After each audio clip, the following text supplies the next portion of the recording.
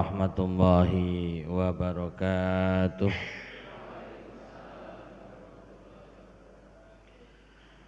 Innal hamdalillah nahmaduhu wa nasta'inuhu wa nastaghfiruh wa na'udzu billahi min syururi anfusina wa min sayyiati a'malina may yahdihillahu fala mudhillalah wa may yudlil fala hadiyalah.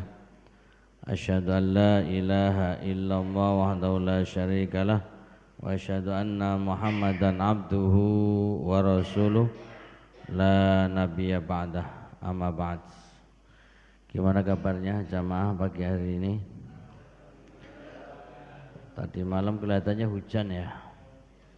Berarti ada kesejukan. Lah efeknya kalau sejuk kayaknya ngantuk gitu loh. Kira-kira habis ngantuk ada penghangatnya nggak ini? Ya ini sebuah harapan. Ya mudah-mudahan mau sejuk, mau hangat, mau panas, insyaallah jamaahnya tetap semangat. Semangat jamaah. Baik, alhamdulillah. Pada pagi hari ini kita semuanya sehat walafiat dan kita akan thalabul ilmi sampai waktu syuruk. Sementara syuruknya jam berapa nanti? Jam 6 ya? Jam 6. Nah ini, jadi satu sisi memang target kita syuruk, tapi sisi yang lain saya sendiri ini agak terikat waktu karena memang setiap Ahad pertama kalau di sini nanti lanjutannya ke Kota Barat. Di Masjid Kota Barat jam 6. Nah kira-kira dari sini ke Kota Barat 1 menit cukup gak ya? Nah tapi saya kan usfur alias manuk emprit.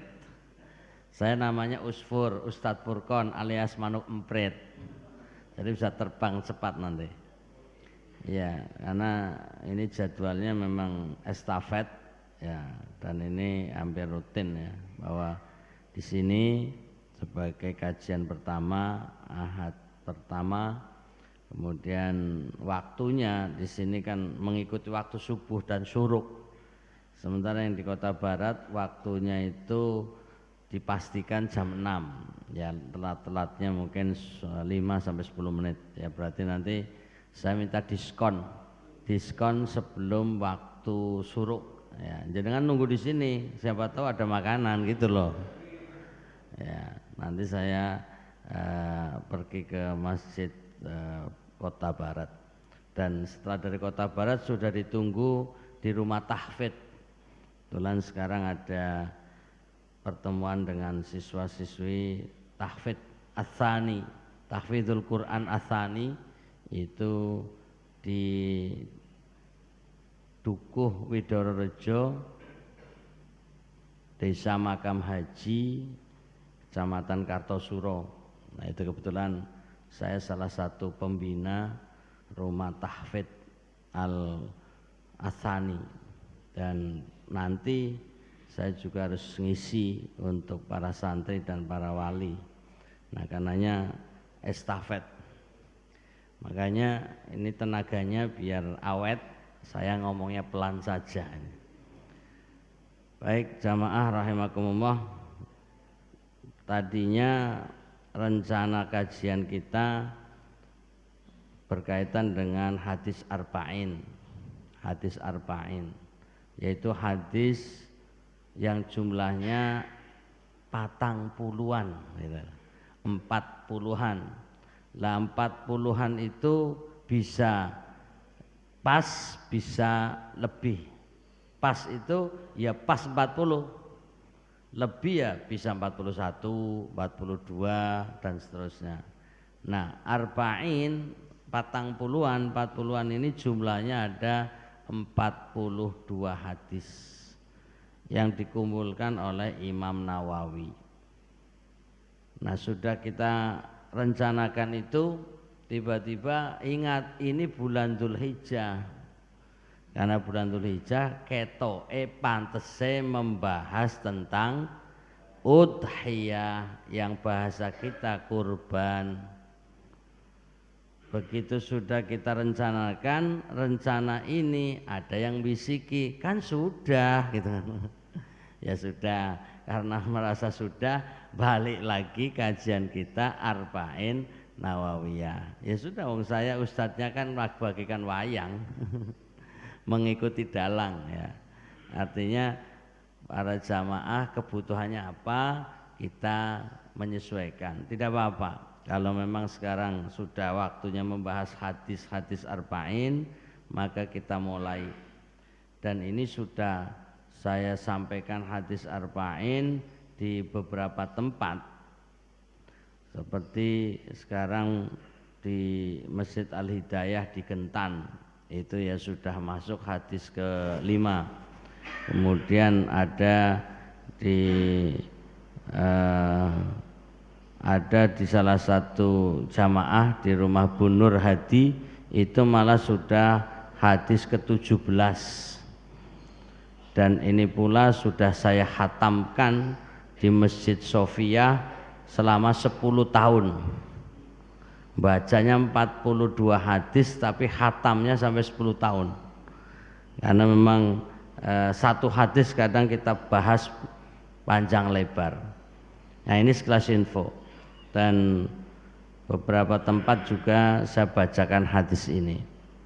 Pada kesempatan kali ini, sebelum kita masuk pada materi, ada pengantar ya, muqaddimah tentang pengertian hadis. Bapak Ibu, kalau dengar kata hadis pikirannya apa? Ini cek aja. Yang nggak jawab berarti ngantuk ono wae. Kira-kira hadis itu apa ngono lho? Wah, ini kelihatannya pada paham tapi batin ini. Ya sudah, saya husnudzon, jenengan jane yo ngerti, mung ora penak ngoten mawon. Jadi mau jawab ndak dianggap keminter, orang jawab jane yo ngerti ngoten lho. Jenengan ini malah tertekan ditanya ini. Arep jawab piye, orang jawab piye gitu. Ya sudah, saya akan menyampaikan apa yang tertulis dulu. Jadi secara bahasa hadis itu dari kata hadatsa yahdusu, bisa diartikan bicara, bisa diartikan peristiwa ya. Kemudian bisa jadi sesuatu yang baru. Jadi satu kata punya makna lebih dari satu. Dalam bahasa Arab namanya mushtarak. Wis tambah mumet toh. Hadisnya belum selesai sudah nambah kata mushtarak. Mushtarak itu adalah satu kata yang memiliki makna lebih dari satu. Contoh dalam bahasa Indonesia, umpamanya kita mengatakan genting. Genting itu artinya apa? Bisa artinya ya penutup ya bangunan, itu kan genting. Seperti yang di atas rumah itu. Ada juga diartikan keadaannya genting. Nah gitu kan, sama-sama genting. Itu namanya satu kata bisa punya dua makna tergantung peletakan. Dalam bahasa Arab juga demikian. Banyak kata yang namanya mushtarak. Tapi singkatnya, hadis menurut bahasa yaitu sesuatu yang baru, menunjukkan sesuatu yang dekat atau waktu yang singkat. Hadis juga berarti berita, yaitu sesuatu yang diberitakan, diperbincangkan, dan dipindahkan dari seorang kepada orang lain. Ini secara bahasa. Tapi yang akan kita ambil adalah hadis menurut istilah, dan istilah pun istilah syariat dalam Islam. Maka disebutkan bahwa hadis ialah hal-hal yang datang dari Rasulullah Sallallahu Alaihi Wasallam. Tolong ucapkan sholawat biar nggak ngantuk. Datang dari Rasulullah sallallahu alaihi wasallam, baik itu ucapan, perbuatan atau pengakuan. Dalam bahasa Arab ucapan disebut qauli, perbuatan disebut fi'li, pengakuan disebut takriri. Nah, jadi ada 3 istilah, tolong latihan mengucapkan ya. Jadi ada hadis yang sifatnya ucapan Nabi, nanti disebut hadis qauli. Coba ucapkan hadis qauli. Itu satu lagi hadis qauli, itu artinya ucapan. Kalau kita dengar qala Rasulullah sallallahu alaihi wasallam, berarti itu setelahnya namanya hadis qauli. Ini satu. Yang kedua, cerita sahabat tentang perbuatan Nabi. Umpamanya tidurnya Nabi miring ke kanan, kan Nabi nggak ngomong, Nabi praktek tidurnya miring. Bahkan Nabi kalau menunggu subuh tidurnya sambil miring, tapi nahan pipinya dengan telapak tangannya dan menyangga dengan tangannya. Itu cerita. Jadi salah satu sahabat melihat Nabi sedang tidur, tapi tidurnya enggak berbaring, tapi setengah duduk. Itu namanya cerita tentang perbuatan Nabi, disebut hadis fi'li. Apa?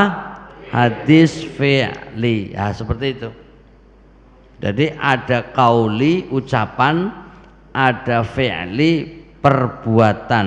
Jadi apa saja yang dilakukan oleh Nabi maka disebut hadis fi'li. Ada lagi Nabi tidak mengucapkan, Nabi tidak melakukan, tapi Nabi setuju dengan apa yang diucapkan atau yang dilakukan oleh sahabat. Jadi kalau sahabat berkata, Nabi dengar dan setuju, maka apa yang dikatakan sahabat itu bisa jadi hadis. Kenapa? Karena Nabi setuju. Atau apa yang dilakukan oleh sahabat lalu Nabi lihat, maka setelah Nabi setuju disebut takriri. Apa? Takriri. Contoh hadis takriri yang sifatnya kauli, jadi persetujuan Nabi tapi sifatnya perkataan. Azan dan qomat. Azan itu tidak pernah dari ucapan Nabi. Azan qomat itu tidak datang dari perbuatan Nabi. Tapi salah satu sahabat diantaranya Umar bin Khattab mimpi, lalu cerita lafal azan, lalu Nabi setuju.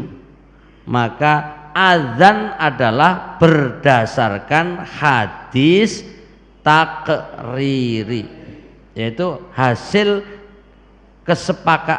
yang disepakati oleh Nabi Muhammad SAW.